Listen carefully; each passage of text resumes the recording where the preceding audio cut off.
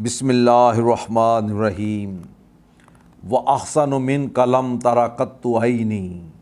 وَأَجْمَلُ مِنْكَ لَمْ تَلِدِ النِّسَاءُ خُلِقْتَ مُبَرَّأً مِنْ كُلِّ عَيْبٍ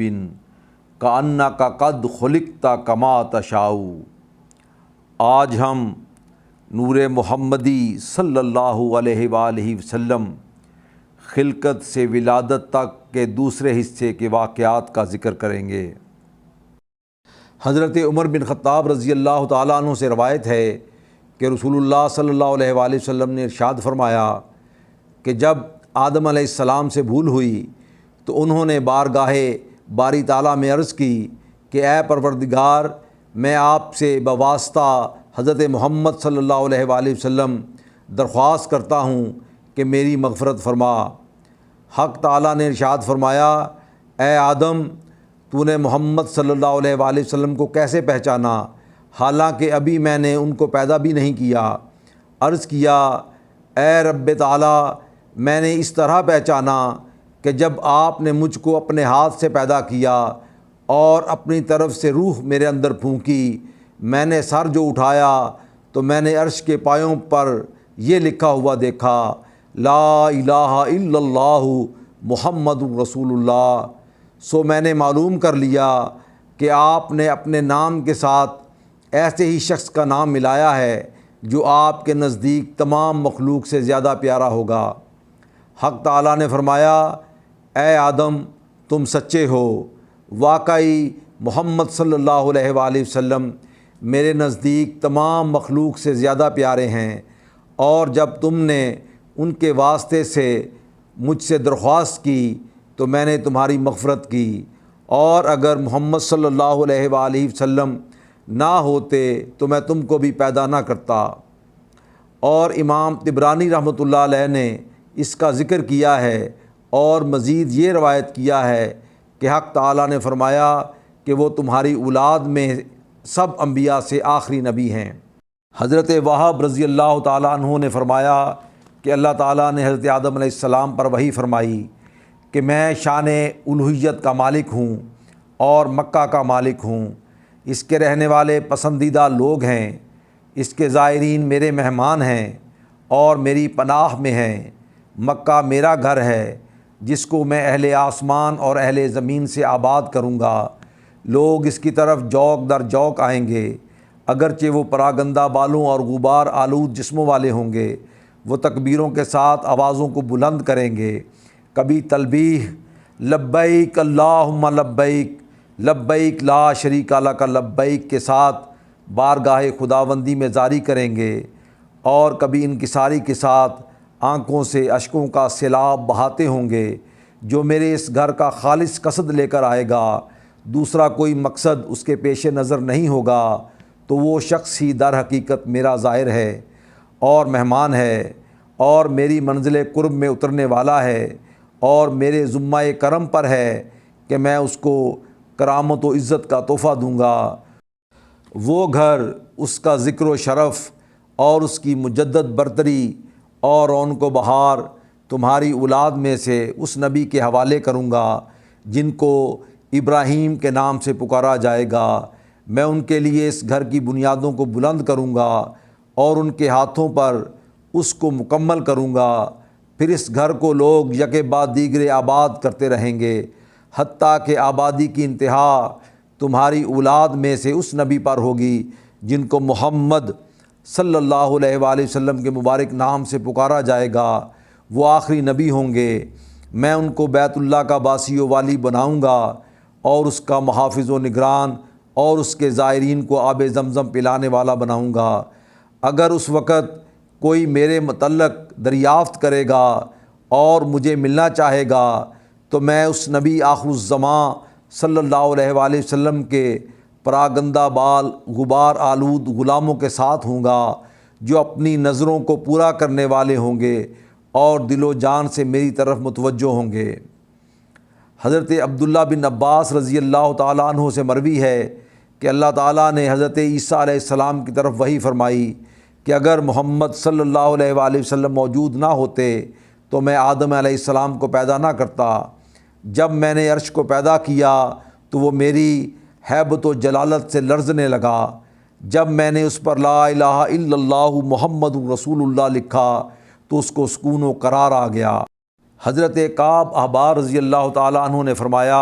کہ جب اللہ تعالیٰ نے محمد عربی صلی اللہ علیہ وآلہ وسلم کو پیدا کرنے کا ارادہ فرمایا تو حضرت جبرائیل امین علیہ السلام کو حکم دیا کہ ایسی مٹی میرے پاس لے آؤ جو میرے محبوب کے جسم اقدس اور جسم اطہر کی تخلیق کے لائق ہو۔ تو وہ سفید مٹی کی ایک مٹھی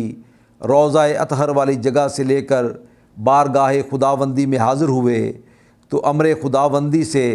اس کو تسنیم کے پانی سے گوندا گیا، جنت کی لہروں میں اسے دھویا گیا، پھر نور نبوت اس میں رکھ کر اس کو عرش و کرسی، لوح و قلم اور آسمانوں اور زمینوں میں ہر جگہ پھرایا گیا تاکہ ملائکہ اور ہر شے حضور صلی اللہ علیہ وآلہ وسلم کے شرف و فضل کو پہچان لے۔ ابھی انہوں نے حضرت آدم علیہ السلام کو نہ جانا تھا، نہ پہچانا تھا۔ پھر نور محمدی تخلیق آدم علیہ السلام کے بعد ان کی پشت میں ودیت کیا گیا جو کہ آدم علیہ السلام کی پیشانی سے جھلکنے والے انوار سے محسوس ہوتا تھا، اور ان سے کہا گیا اے آدم یہ تیری نسل میں پیدا ہونے والے انبیاء و مرسلین کے سردار ہیں۔ جب حضرت حوا رضی اللہ تعالیٰ عنہ کے بطن اطہر میں حضرت شیس علیہ السلام منتقل ہوئے تو وہ نور بھی حضرت حوا کے بطن اقدس میں منتقل ہو گیا، اور ہر دفعہ 2 جڑواں بچوں کو جنم دیتی تھیں ماں سوائے حضرت شیس علیہ السلام کے، کیونکہ وہ حضرت محمد صلی اللہ علیہ وآلہ وسلم کے جد امجد ہونے کی برکت سے تنہا پیدا ہوئے اور سب بھائیوں سے مرتبہ و کمال کے لحاظ سے یکتا بنے۔ پھر نبی الانبیاء علیہ الصلاۃ والسلام کا نور یکے بعد دیگرے پاک پشتوں اور پاک رحموں میں منتقل ہوتا رہا تاکہ آپ کی ولادت باسعادت ہوئی۔ ایک روایت میں ہے کہ حضرت آدم علیہ السلام نے حضرت شیس علیہ السلام کو وصیت فرمائی کہ تمہاری پشت میں حضرت محمد صلی اللہ علیہ وآلہ وسلم کا نور مبارک ہے، سو اسے پاکیزہ رحم میں منتقل کرنا، سوائے پاک عورتوں کے کسی کا رحم اس نور کا مسکن اور ٹھکانہ نہیں بن سکے گا۔ سو یہ وصیت نسلاً بعد نسل حضور صلی اللہ علیہ وآلہ وسلم کی نسب مبارک کا ہر فرد اپنے بیٹے کو کرتا رہا تاکہ یہ نور تمام زمانوں میں پاکیزہ پشتوں اور پاکیزہ رحموں سے ہوتا ہوا حضرت عبد المطلب کے بیٹے حضرت عبداللہ کی پشت مبارک تک آن پہنچا۔ حضرت ابن عباس رضی اللہ تعالیٰ عنہ کا بیان ہے کہ رسول اللہ صلی اللہ علیہ وآلہ وسلم نے فرمایا اللہ تعالیٰ نے جب حضرت آدم علیہ السلام کو پیدا فرمایا تو مجھے ان کی پشت مبارک میں زمین پر اتارا اور حضرت نوح علیہ السلام کی پشت مبارک میں کشتی کے اندر رکھا، اور میں حضرت ابراہیم علیہ السلام کی پشت مبارک میں تھا جب انہیں دہکتی آگ میں ڈالا گیا۔ اسی طرح ہر دور میں مجھے مبارک پشتوں سے مبارک ارحام کی جانب منتقل کیا جاتا رہا، یہاں تک میں اپنے والدین کریمین کے گھر جلوہ افروز ہوا اور ان میں سے کوئی بھی بدکاری کے نزدیک تک نہیں گیا۔ حضرت علی کرم اللہ وجہ الکریم سے روایت ہے کہ نبی اکرم صلی اللہ علیہ وآلہ وسلم نے فرمایا کہ میں نکاح سے پیدا ہوا ہوں اور غلط کاری سے پیدا نہیں ہوا۔ حضرت آدم علیہ السلام سے لے کر میرے والدین تک جاہلیت کی غلط کاری کا کوئی ذرہ مجھ تک نہیں پہنچا، یعنی زمانہ جاہلیت میں جو بے احتیاطی ہوا کرتی تھی میرے تمام آباء اور امہات سب اس سے منزہ رہے، بس میرے پورے نسب میں اس کا کوئی میل نہیں۔ ابو نعیم نے حضرت ابن عباس رضی اللہ تعالیٰ عنہ سے مرفوعاً نقل کیا ہے، یعنی خود حضور صلی اللہ علیہ وآلہ وسلم نے ارشاد فرمایا کہ میرے بزرگوں میں سے کبھی کوئی مرد و عورت بطور صفاق کے بھی نہیں ملے۔ کبھی کا مطلب یہ ہے کہ جس قربت کو میرے نسب میں بھی دخل نہ ہو، مثلاً حمل ہی نہ ٹھہرا ہو، وہ بھی بدنکاح نہیں ہوئی، یعنی آپ کے سب اصول مذکر و مؤنث ہمیشہ برے کاموں سے پاک رہے۔ اللہ تعالیٰ نے ہمیشہ مجھ کو اسلاب طیبہ سے ارحام طاہرہ کی طرف مصفہ اور مہذب کر کے منتقل کرتا رہا۔ جب بھی لوگوں میں دو شعبے ہوئے میں بہترین شعبہ میں رہا۔ دلائل ابو نعیم میں حضرت عائشہ رضی اللہ تعالی عنہا سے مروی ہے کہ وہ رسول اللہ صلی اللہ علیہ وآلہ وسلم سے نقل کرتی ہیں اور آپ جبرائیل علیہ السلام سے حکایت فرماتے ہیں۔ وہ کہتے ہیں کہ میں تمام مشارق و مغارب میں پھرا، سو میں نے کوئی شخص حضرت محمد صلی اللہ علیہ وآلہ وسلم سے افضل نہیں دیکھا اور نہ کوئی خاندان بنی ہاشم سے افضل دیکھا۔ اسے طبرانی نے بھی نقل کیا ہے۔ مشکات المصابیح میں روایت ہے کہ حضور تاجدار کائنات صلی اللہ علیہ وآلہ وسلم نے ارشاد فرمایا کہ اللہ تعالیٰ نے ابراہیم علیہ السلام کی اولاد میں سے اسماعیل علیہ السلام کی اولاد کو منتخب کیا، اور اسماعیل علیہ السلام کی اولاد میں سے کنانہ کو، اور کنانہ میں سے قریش کو، اور قریش میں سے بنی ہاشم کو، اور بنی ہاشم میں سے مجھ کو۔ اس کو ترمذی نے بھی روایت کیا ہے۔ حضور صلی اللہ علیہ وآلہ وسلم نے مزید یہ بھی ارشاد فرمایا کہ میں خاندان، گھر، نسب اور اپنی ذات کے حوالے سے سب سے افضل ہوں، اور یہ اللہ پاک کا فضل ہے، میں فخر نہیں کرتا۔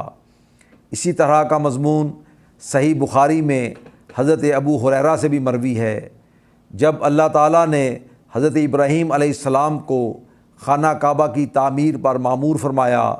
تو حضرت اسماعیل علیہ السلام کو بھی ان کے ساتھ شریک کیا۔ تب تعمیر کعبہ کے وقت دونوں نے مل کر اللہ تعالیٰ کے حضور دعا کی، اے ہمارے رب، ہماری مزدوری قبول فرما اور ہماری نسل میں سے وہ امت مسلمہ جو خیر الامم ہے پیدا فرما، اور ہماری ہی نسل میں سے اس نبی آخر الزماں صلی اللہ علیہ وآلہ وسلم کو مبعوث فرما۔ سو اولاد ابراہیم علیہ السلام میں سے اللہ تعالیٰ نے حضرت اسماعیل علیہ السلام کا خانوادہ صرف حضور صلی اللہ علیہ وآلہ وسلم کے لیے چن لیا، اور حضرت اسحاق علیہ السلام جو حضرت ابراہیم علیہ السلام کے دوسرے صاحبزادے ہیں، ان کا خانوادہ اور ان کے صاحبزادے حضرت یعقوب علیہ السلام کی اولاد دوسرے انبیاء کے لیے خاص فرما دی۔ یہ بنی اسرائیل کہلائے۔ چنانچہ بعد ازاں